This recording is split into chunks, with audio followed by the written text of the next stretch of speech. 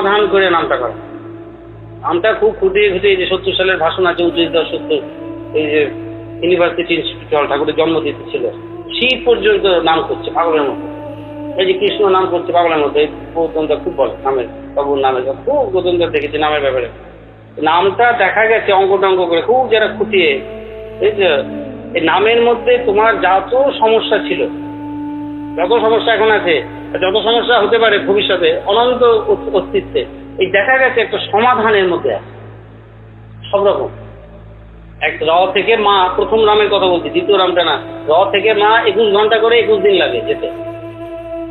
একটা রা থেকে মা, এটা কিন্তু রাম শব্দ না, এটা বসে গেছে ফলের, মানে ফলিং ইনটু প্লেসেস বলে শব্দ আছে না ইংরেজিতে।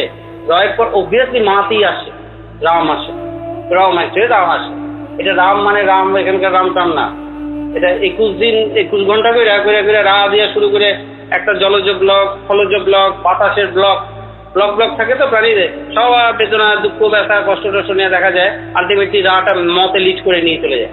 এটা রাম মানে এখানকার রাম বলে অ্যাক্সিডেন্টালি রাম শব্দটা এখানে আসছে চালু, কি করা যাবে। এবং প্রথম রাম দ্বিতীয় রামের তফাৎ কোটি কোটি ইয়ের তফাৎ, মাত্রার তফাৎ, আর দুটো আলাদা একদম। নারায়ণের পর রাম, ওদের অত দেখা করতে গেলে এটা ওই জন্য বলে করে যায়, করতে করতে করতে পারে কি। এবং এই একটা এমন একটা শব্দ যেটা ধনাত্মক, 7টা স্টেজ আছে রামের, যে রাম থেকে ময় 21 ঘন্টা করে বললাম 21 দিন, এর 3 দিন 21 ঘন্টা করে 7টা স্টেজ আছে। এক একটা স্টেজ যেমন, প্রথম স্টেজে হচ্ছে নোন ওয়ার্ডস এর ব্যাখ্যা, নোন জানা, যেগুলোকে শব্দগুলোকে ডিসাইফার করতে পারে ব্রেন, বুঝতে পারছো? ব্রেনের যে এই যে রাইট লোক এটা করে কি, মানে ডিসাইফার। তোমার যে আমাদের মনুষ্য সৃষ্ট মানুষের সমাজে যে ভাষার সৃষ্টি হয়েছে, সেই শব্দগুলো ডিসাইফারের কোড রাইট লোক গান লিখতে। আমি তোমাকে ভালোবাসি, এটা 3টে শব্দই, শব্দগুলো মানুষের সৃষ্টি, মানুষ সৃষ্টি করেছে তো।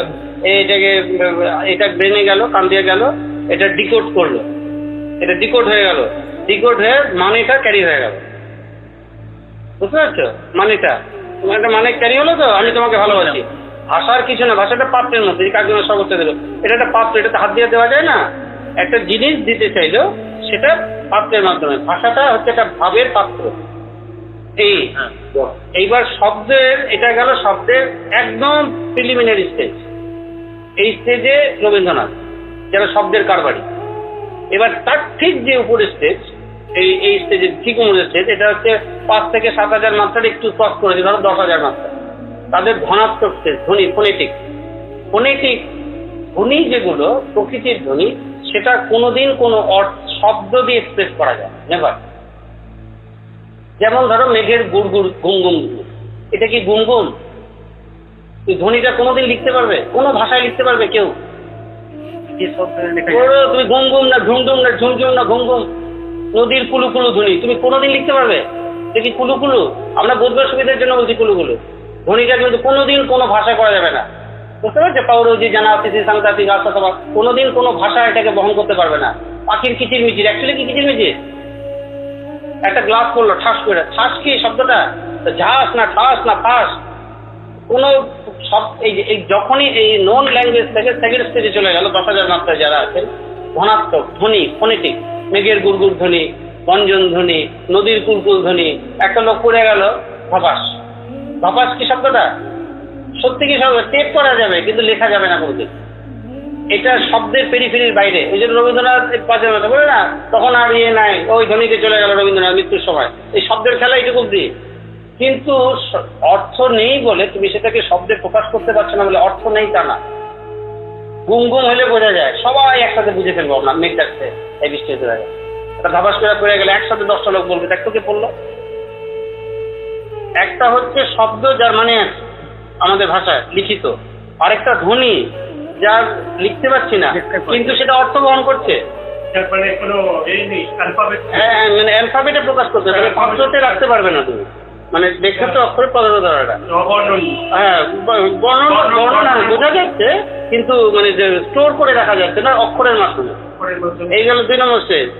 3 নম্বর স্টেজ এটা হচ্ছে তুমি নিজে যখন জাগ্রত অক্ষর, এইগুলোটাকে ধ্বনিও করলো না, বুঝতে পারছো, শব্দও করলো না, চোখের ইশারা, আরেক স্টেজে চলে গেল, কান ফেল করছে, সে তো কান অব্দি ছিল, দুটো এতদিন দুইজন, 3 নম্বর স্টেজে কানের আটটু ঘুরে হয়ে গেল, এই কথা করে 7টা। কিন্তু দেখা গেছে এই শব্দগুলো, এই যে যে ধ্বনির কথা বললাম, এই যে গুনগুন ধ্বনি, এইটা দেখা গেছে ওই নামের মধ্যে আছে, নাম বা জপে ওই বহন করছে। এটা একটা অদ্ভুত অদ্ভুত জিনিস। এটা দেখা যাচ্ছে কোনো যে শব্দ বহন করতে পারে না, এই ধ্বনিগুলোকে এই নাম বা জপে বহন করছে। ধ্বনি বা নাম কিরকম, একটা হাটের শব্দ দূর থেকে, কিচ্ছু না, গুনগুন, অনেক দূর থেকে বোঝা যাচ্ছে, একটা আওয়াজ পাওয়া যায়, দূরে গ্রামের হাট থেকে থেকে জায়গা আমাদের নন্দনের দূর থেকে পাওয়া যায় একটা গুনগুন, মেলার আওয়াজ, রাইট, মেলার আওয়াজ দূর থেকে পাওয়া যায়। কিন্তু ওই যদি রেকর্ডটা তুমি ক্যাচ করো, দূর থেকে ওই ধ্বনিটা ক্যাচ করো, এবার যদি ফাইন টিউন করতে করতে করতে করতে করতে করতে করতে করতে যাও, দেখবে যে জিনিসপত্রের দাম, কেনা বেচা, আপনারা কদিন পর দেখলাম, আরে আগের দিন কোথায় ছিলেন, কত কথা, বুঝতে পারছো? তেমনি এই নামের ব্যাখ্যা করতে করতে দেখা গেল বিশ্বের সব ধ্বনি, এই যেটা লেখা যায়, যেটা লেখা যায় না, সেটা ইঙ্গিতে করে, এই করে, এই যে এই 3 নম্বর স্টেজে গেলাম, 4-5 তো গেলামই না, এই সব কিছু এর মধ্যে আছে।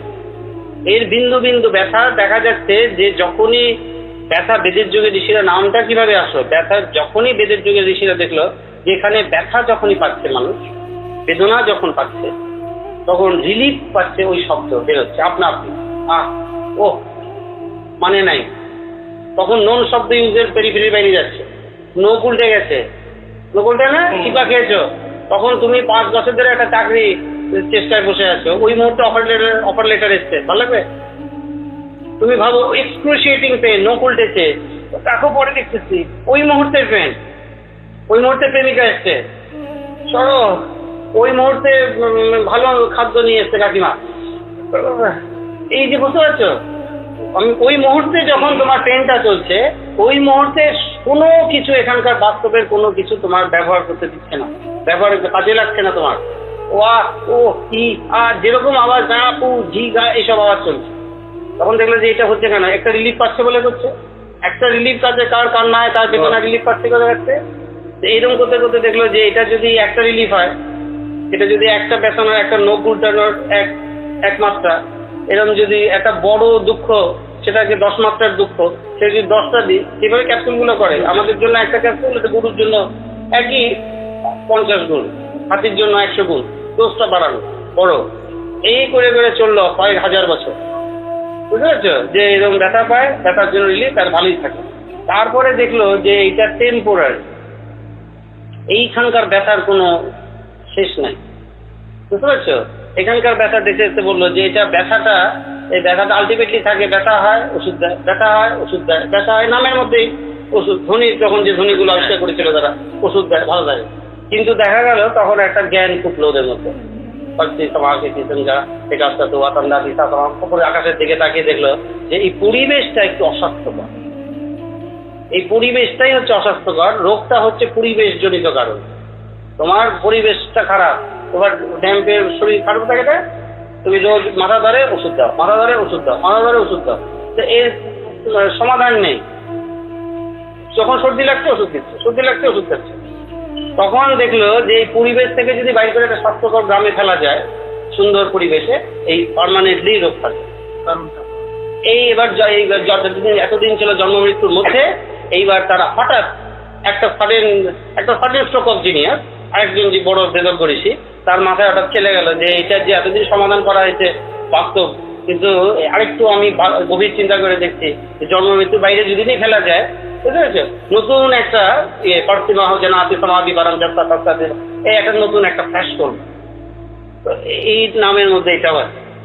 সুতরাং একদিকে এখানকার সমাধান আছে, আবার এই অস্বাস্থ্যকর পরিবেশ মানে জন্ম মৃত্যুর ছকের বাইরে নিয়ে গেলে এই ব্যথার আর এই পার্মানেন্ট বলে, এখনকার যত ব্যথাই সমাধান করি না কেন, একটা টেম্পোরারি, এই পার্মানেন্ট হবে না। এখন করবো 5 বছর পর একটা হবে, আর 6 বছর পর একটা হবে, 7 বছর এটা হবে, তোমার নাই তোমার স্বামীর হবে, স্বামীর নাই তোমার সন্তানের হবে, সন্তানের নাই ওর হবে, শ্বশুর হবে, হবেই, কি করতে পারবেন। তো কিছুদিন চললো, 500, 1000, 1000, 2000 বছর জাগতিক চললো, তারপরে আরেকটু উন্নত যারা হয়ে গেলেন বড় বড় দেশে, তো এই করতে করতে এইসব চললো, জন্ম মৃত্যুর ছকেরও গেল টেলো, নাম করলো কি ঠাকুরের, এটা কি এই সৃষ্টির আদি উদ্দেশ্যটাতে হিট করলেন। আমি না জন্ম হয়েছে সবের বাড়িতে মানে ফেললাম, তাতে কি হলো? এটা বোঝা খুব মুশকিল।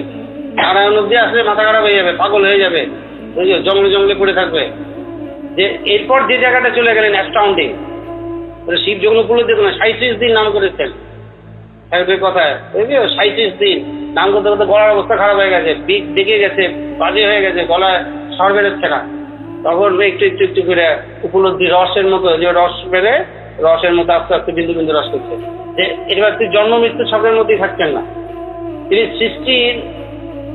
সৃষ্টিটাকে এমন একটা সচেতন বিষয়বস্তু ধরে সচেতন বিষয়বস্তু ধরে এই সচেতন বিষয়বস্তুটাকে টিউনিং করতে করতে করতে সেই প্রথম মুভমেন্টটা করেছিল কি উদ্দেশ্য নিয়ে, এই উদ্দেশ্যের পথে পিন পয়েন্ট করে করে করে করে আলটিমেট গতি, অনন্ত সৃষ্টির অনন্ত উদ্দেশ্যের শেষ কথা, ঠাকুরের বাইরে ভাষণ আছে, শেষ উদ্দেশ্যের শেষ পথের শেষ গতি তোমাদের ওখানে পৌঁছে দিচ্ছে। এইটার নামের এইটুকু ইচ্ছা আবার নামের মধ্যে আছে। তো এত কিছু করে তারপর 40 বছর ধরে নাম করে যদি উৎপাদ হয়, তারপরে সে নাম করেই না। আর পরিষ্কার কথা, যা এত ক্ষমতা, বুঝতে পারছো তো? এরকম একটা পাওয়ারফুল ক্যাপসুল, সে দিনের মধ্যে 50টা করে খায়, চেহারা দিন দিন খারাপ হচ্ছে। তো নয় আমার ক্যাপসুল নাই, ক্যাপসুলটা ভিজেল, নয় তুমি খাও না, এটাই ভাবতে হবে। রাম নারায়ণ